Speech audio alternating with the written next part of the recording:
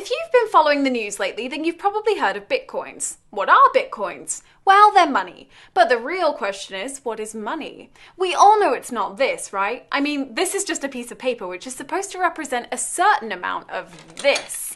But money isn't gold either, is it? The gold standard arose early in human history due to the mineral scarcity, easy division, and recognizability.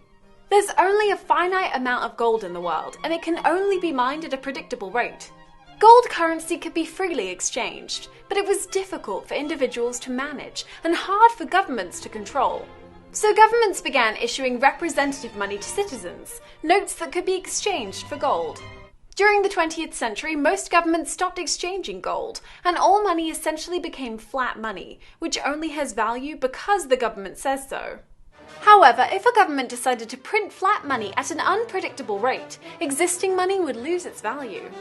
So if that's how this works, how do bitcoins work? Well, bitcoins work similar to gold in that they have a fixed scarcity, can be easily divided and easily recognized.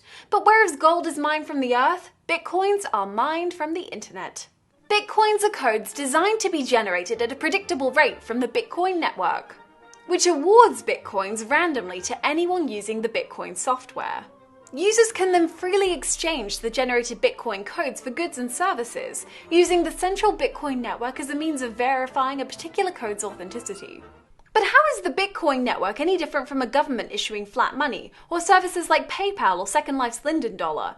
While those services are all run by a central authority, the Bitcoin network is a peer-to-peer distributed computing network similar to BitTorrent.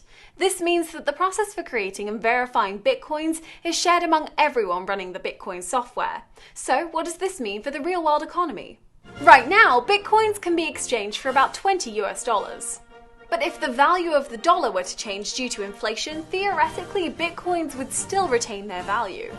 However, bitcoins are not immune to economic depressions. Just last week, the Bitcoin market suffered a steep crash where bitcoins lost 30% of their value.